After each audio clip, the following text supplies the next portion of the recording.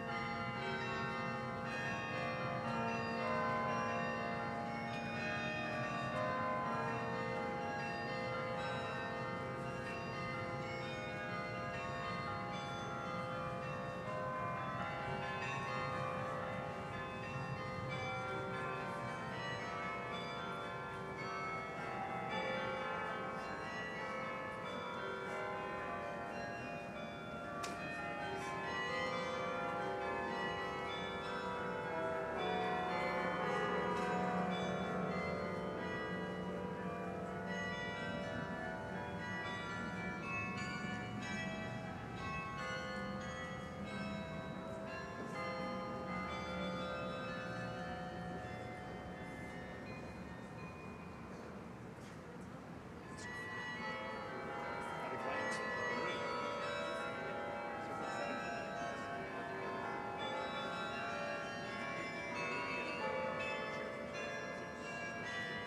Yeah, Deputy Prime Minister, President of the University, all the different representatives who are going to be presenting.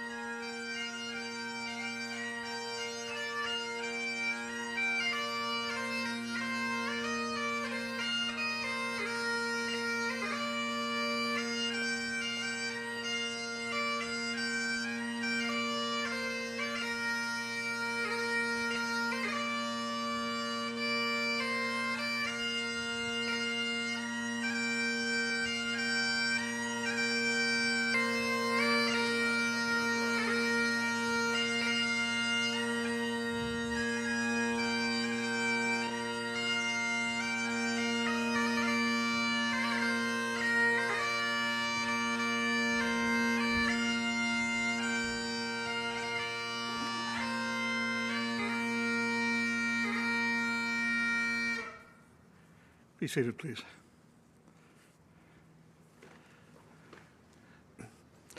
We acknowledge this land on which the University of Toronto operates. For thousands of years, it's been the traditional land of the Huron-Wendat, the Seneca, and the Mississaugas of the Credit. Today, this meeting place is still home to many Indigenous people from across Turtle Island, and we are grateful to have the opportunity to work on this land.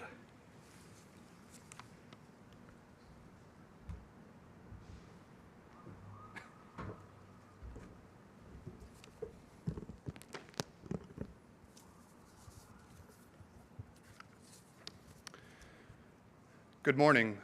My name is Daniel Hendrickson, and I am the chair of the Soldiers Tower Committee, a subcommittee of the University of Toronto Alumni Association.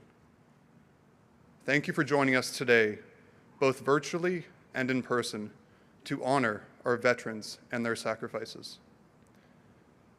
With the passing of Queen Elizabeth II, we lost a living connection to the Second World War. Just as the Queen dutifully served her country as a wartime mechanic in her youth, so did countless Canadian men and women rise to the call. The immense scale of the university's contribution to the war effort on the home front is difficult to grasp.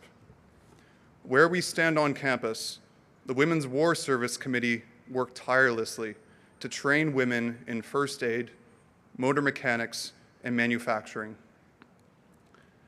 The university was also a center of training programs, such as the Canadian Officer Training Corps.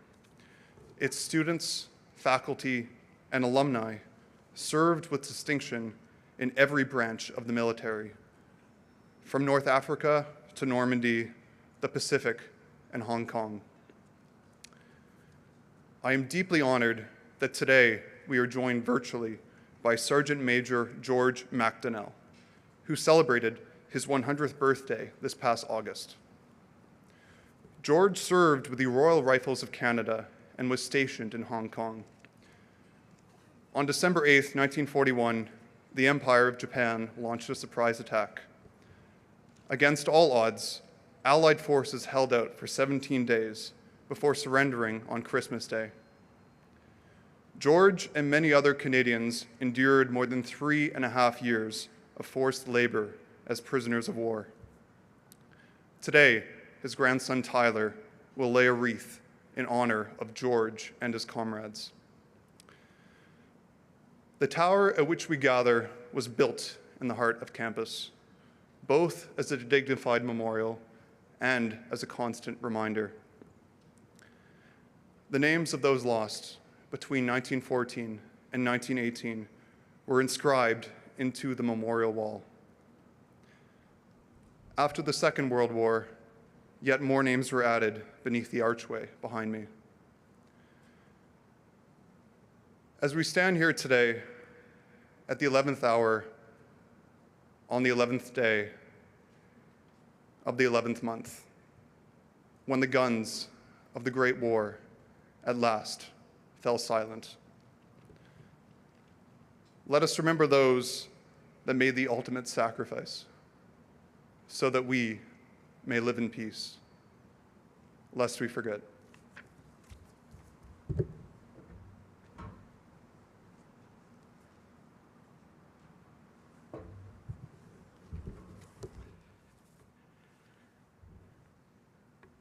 We gather today to pay our respect to the students and staff and alumni of the University of Toronto who served and died during 2 world wars and since, as we honor our nation's veterans, and as we lay wreaths on behalf of the many strands that make up this community.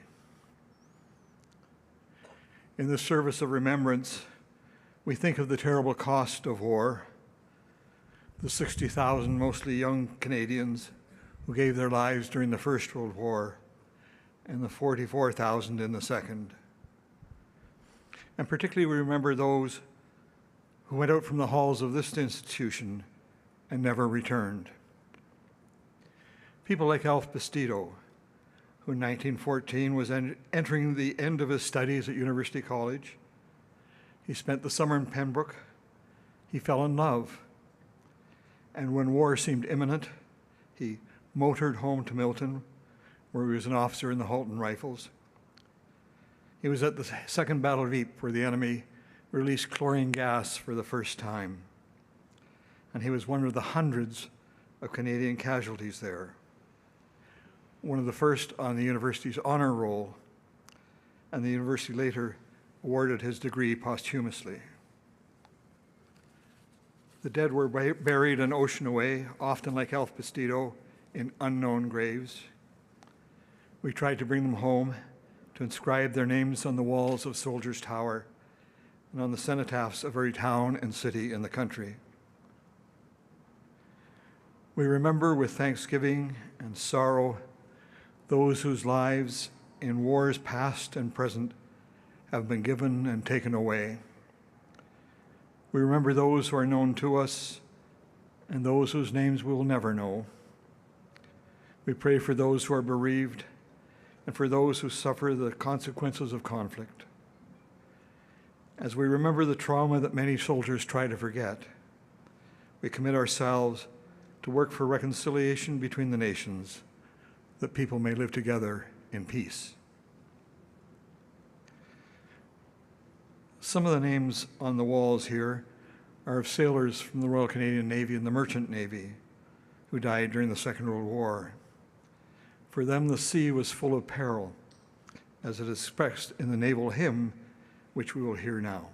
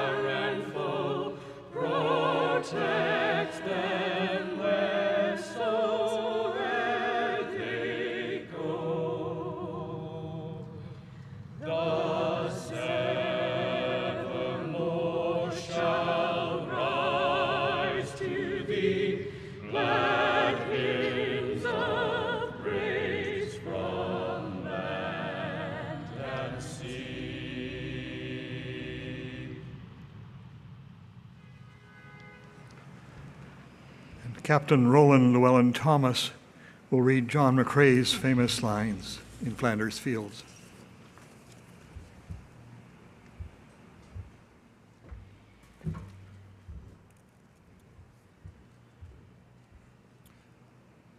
In Flanders fields, the poppies blow, between the crosses, row on row, that mark our place, and in the sky, the larks still bravely singing fly, scarce heard amid the guns below. We are the dead. Short days ago, we lived, felt dawn, saw sunset glow, loved and were loved, and now we lie in Flanders fields. Take up our quarrel with the foe. To you from failing hands we throw, the torch be yours to hold it high. If ye break faith with us who die, we shall not sleep, though poppies grow in Flanders fields.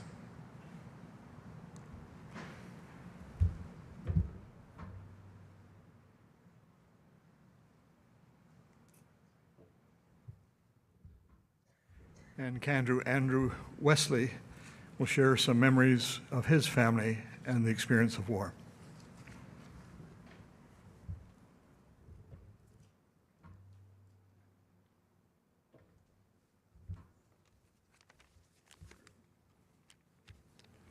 I am Muskego Cree from James Bay.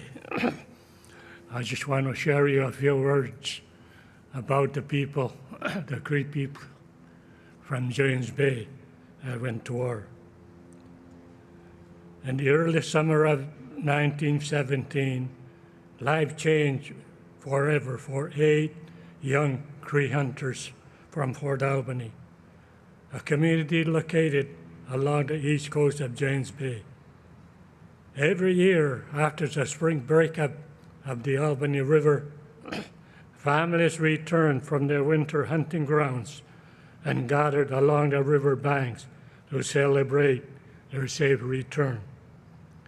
It was at this time the government recruiter, known to the indigenous people as Indian agents, arrived seeking recruit young men for the First World War.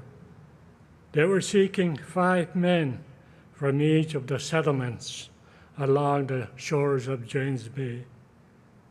8 healthy young men were recruited from the community of Fort Albany, my father, John Joel Wesley, being one. These 8 young men had to get themselves to a pickup point, and so they headed out on the Albany River in 3 canoes. They made their way to a place called Pagwa, near Nakina, in northern Ontario. They had little in terms of supplies, and a 3-week trip was hard on them. From Nakina, they boarded a train heading south and on to the east coast, where they joined with 1,000 other volunteers on a convoy 3 ships that departed from Halifax for England. Transitioning to a new way of life, both culturally and militarily, was difficult for these young men. None of them spoke English or French. They had no idea where they were going or what would be expected of them. But they adapted quickly and learned to speak English. My father recalled the frightening nights spent in war-torn places and of strange sight. At the end of the war, the men who survived and returned were simply dropped off at the railway stop in Akina and told to go home. There were no transportation or supplies provided. Those that came from the coast of James Bay walked the banks of the Albany River, retracing their 3-week canoe trip. It is with great respect and great honor that I acknowledge the following: John Joel Wesley, David Wynn, Charles Tomikatik, Simeon Metatuaban, Tommy Goodwin, George Spence, David Rubin, and Albert Metatuaban. These are 8 out of the 135 war veterans from James and Hudson Bay. We honor them by taking the time to remember, and all other veterans in North America, men and women. May God.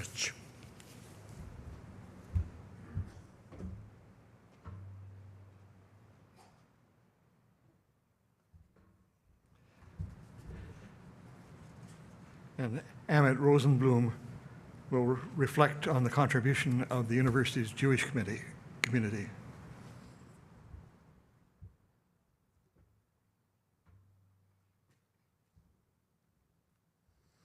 Today, we commemorate the brave Canadians that served their country and made the ultimate sacrifice. Among those we remember today are students, faculty, and staff, many from the Jewish community. These brave souls served their country and their community with a dream of creating a better world. During the Second World War, more than 17,000 men and women from the Jewish community would serve in uniform, putting their lives on the line for the cause of peace and freedom. Jewish soldiers took part in all of Canada's major battles, from Hong Kong to Taipei, Ortuna to D-Day, and beyond. They served with distinction, and nearly 200 of their ranks received decorations of gallantry, among other official citations for their exemplary service. These contributions came with a high cost, however, with nearly 450 Jewish Canadians losing their lives during the Second World War. Among these names we find Sergeant Meir Mai Gerstein, who served in the Royal Canadian Air Force and was killed in an air operation over Germany in 1945. His nephew Herschel Gross is here with us today and will lay a word. The Meir Gerstein Award for Writing Excellence at University College was established in his memory. Flying Officer Lou Warren Somers, who served in the Royal Canadian Air Force, graduated from University College in 1940. He was a famed rugby player, star of the UFT's senior team, the athletic director of University College, and a member of the Varsity Papers editorial board. In 1943, he was presumed dead following an air raid over Germany from which he never returned. In a pamphlet for his memory, The Permanent War, it is written, "And where you are now, you never feel either economic adversity or racial discrimination. Gifted student, brilliant athlete, natural leader of fellow men." End of quote. Captain Irvin Percival Weingarten served with the Royal Canadian Army Medical Corps and was killed in Normandy in 1944, while attempting to move closer to the front in order to treat the wounded. Lieutenant Theodore Herman served the Royal Hamilton Light Infantry, graduate University College in 1934. He enlisted with the Canadian Armed Corps in June 1942. Although at that time they were not accepting men above 28, Lieutenant Herman passed by reducing his age. He was killed by a sniper on April 1945 in Holland. El Maleh Rachamim is a Jewish prayer for the soul of a person who has died, usually recited at the gravesite during the burial service and at the memorial service during the year. El Maleh Rachamim, שוכן במרומים, המצא מנוחה נכונה על כנפי השכינה, במעלות קדושים, טהורים וגיבורים, כזוהר הרקיע המזהירים, לשמות יקירנו שהלכו לעולמם. לכן בעל הרחמים יסתירם בסדר כנפיו לעולמים, ויצרור בצרור החיים את נשמתם. אדוני הוא נחלתם, וינוחו בשלום על משכבם, ונאמר אמן. Kaddish Yatom, the mourner's Kaddish, is chanted as part of the mourning rituals in Judaism in all prayer services, as well as at funerals and memorials. יתגדל ויתקדש שמי רבה, בעלמא בבריאת קירותה, והמליך מלכותה, ויצפח ברכנה, ויקרב משיחה, בחייכון ובימיכון ודחק בול בית ישראל. בעגלה ובזמן קריב, ואמרו אמן. יהיה שמי רבה מבורך לעלמא ולעלמי עלמיה. יתברך וישתבח ויתפאר ויתרומם ויתנשא ויתהדר ויתעלה ויתהלל. שמע כדרושה בריחו. לעלמא מכל ברכתה, שירתה, תשבחתה ונחמתה, דאמרן בעלמא, ואמרו אמן. יהיה שמי רבה מן שמיה וחיים עלינו ועל כל בית ישראל, ואמרו אמן. עושה שלום במרומיו, הוא ברחמיו יעשה שלום עלינו ועל כל עמו ישראל, ואמרו אמן.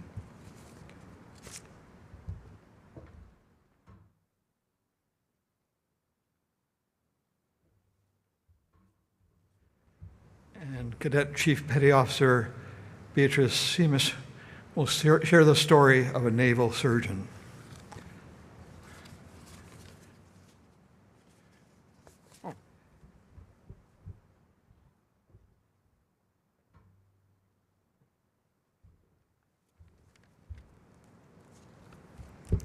Surgeon Lieutenant George Ainsley Hendry, MD, 1935, Royal Canadian Naval Volunteer Reserve, University of Toronto Schools, 1929. Killed in action at sea aboard HMCS Ottawa, September 13, 1942. The recent pandemic gives us cause to reflect on the contributions of the many medical personnel who served in wartime. Surgeon Lieutenant George Ainsley Hendry among them. The Battle of the Atlantic was the longest continuous battle of the Second World War and key to maintaining the flow of service personnel and supplies between North America and Europe. With German U-boats torpedoing ships within sight of Canada's east coast, the battle brought the war to our doorstep. By the end of the war, Canada had lost more than 1,600 merchant Navy personnel and almost 2,000 Royal Canadian Navy officers and sailors. Surgeon Lieutenant Hendry was killed when his ship, a destroyer on convoy escort duty, was torpedoed east of St. John's, Newfoundland on September 13, 1942. Hendry was posthumously awarded a mention in dispatches for performing outstanding surgical work aboard his ship and displaying at all times the most commendable devotion to duty.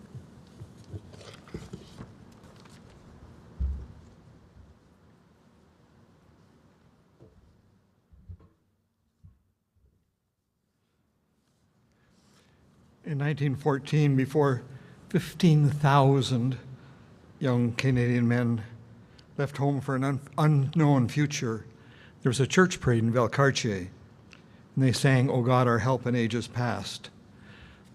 Bands distributed throughout the crowds and signalers on the platform who let the bands know when to begin to play. And we listen to that hymn now.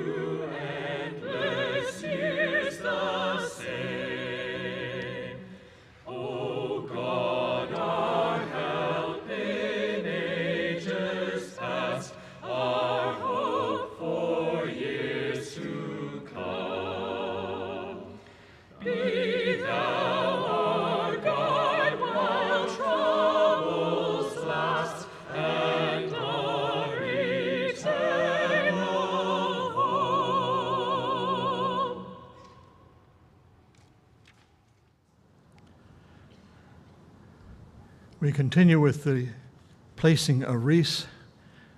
Some of these you'll have to watch on the screen to see how they're placed because they'll be around the corner out of sight. So we place wreaths for the university.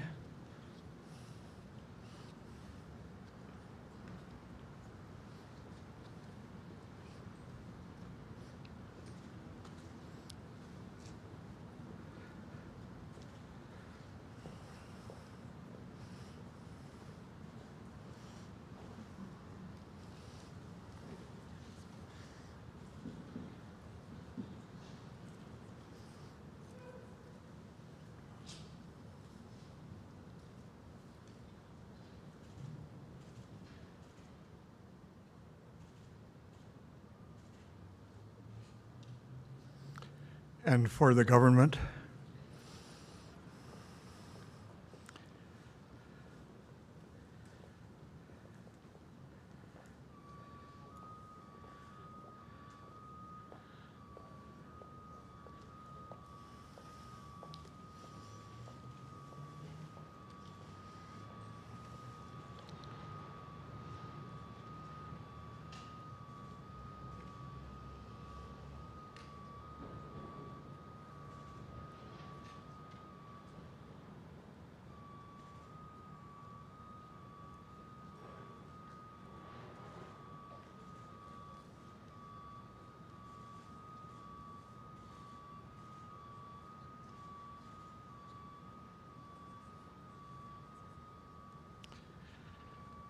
and for the alumni.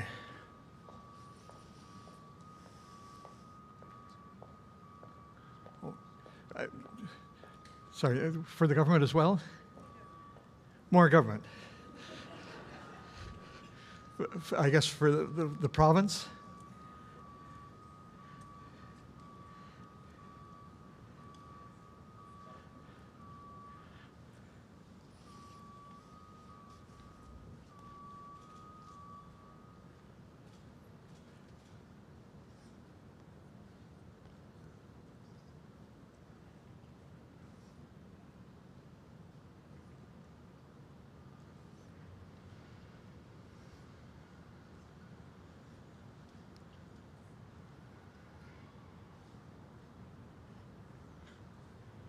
And for the city.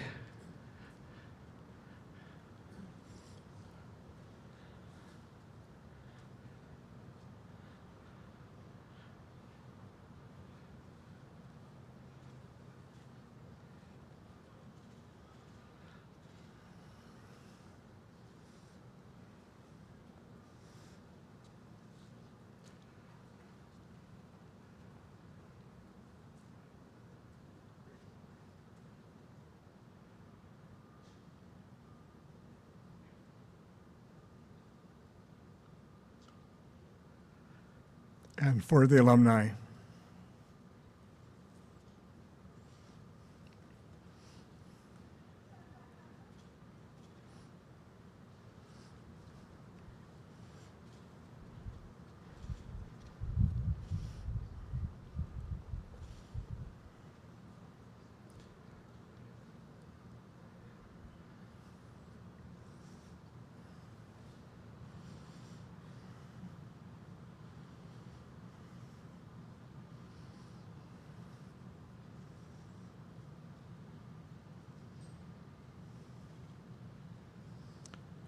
For the faculty.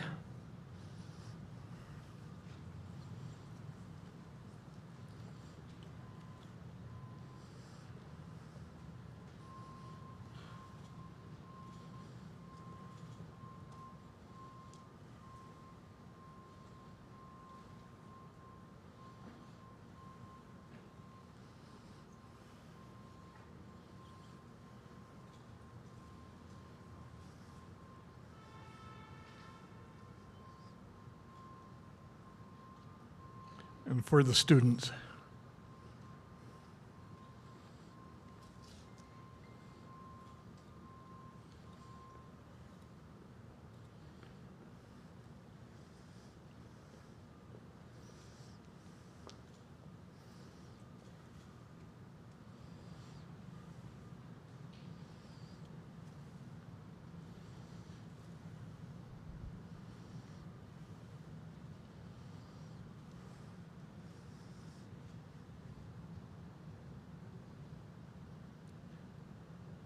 And for Hart House.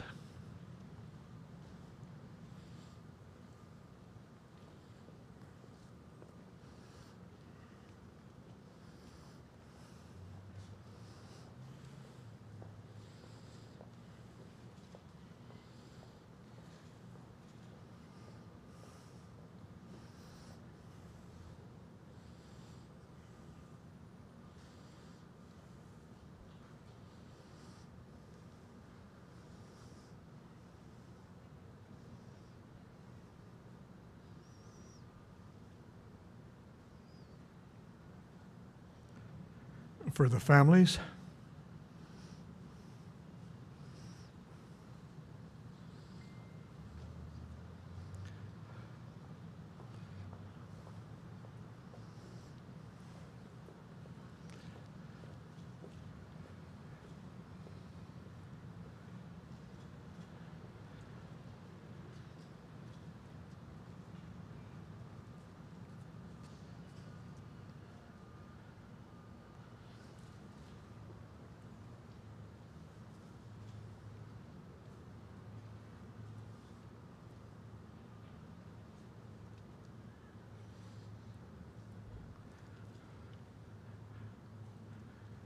for Old Comrades, presented on behalf of Sergeant Major George MacDonnell.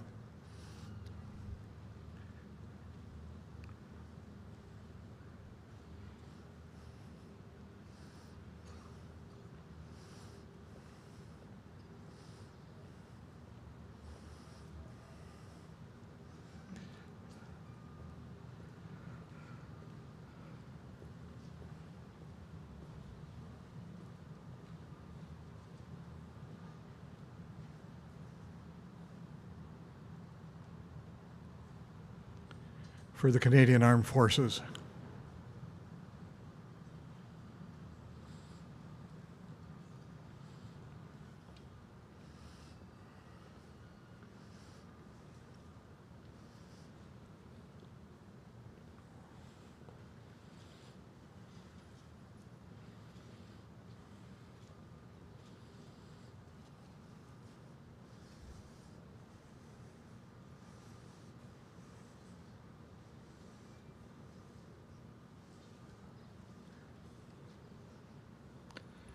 For the University of Toronto Contingent Canadian Officers Training Corps.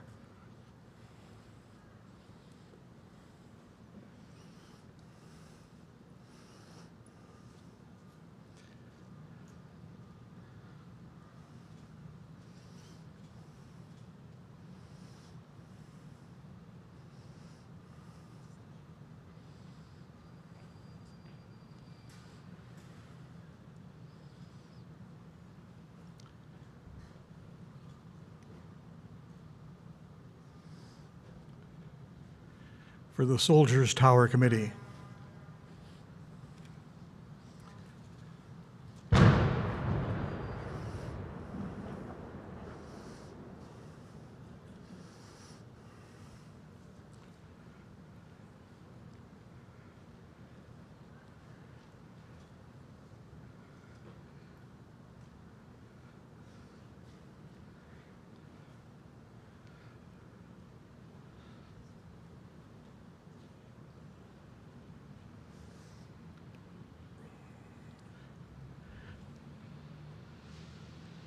And now for the colleges and faculties, for other members of the campus community, and for fraternities and sororities.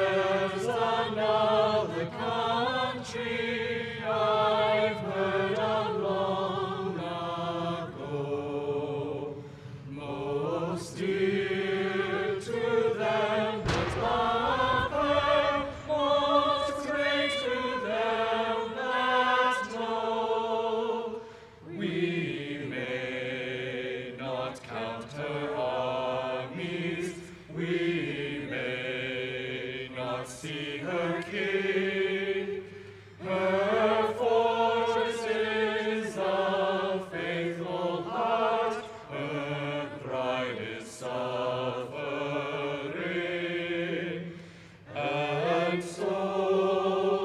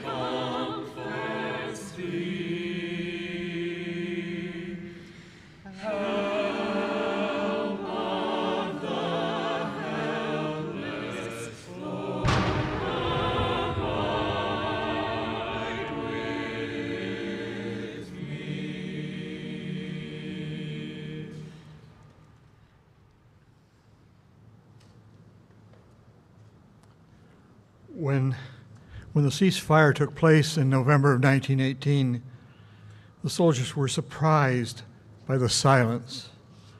The guns that had threatened them constantly were quiet. When the first Remembrance Day service took place 2 years ago, the silence for the fallen quickly became the defining moment for the service. Sometimes silence can speak when words fail. Now we too remember in silence.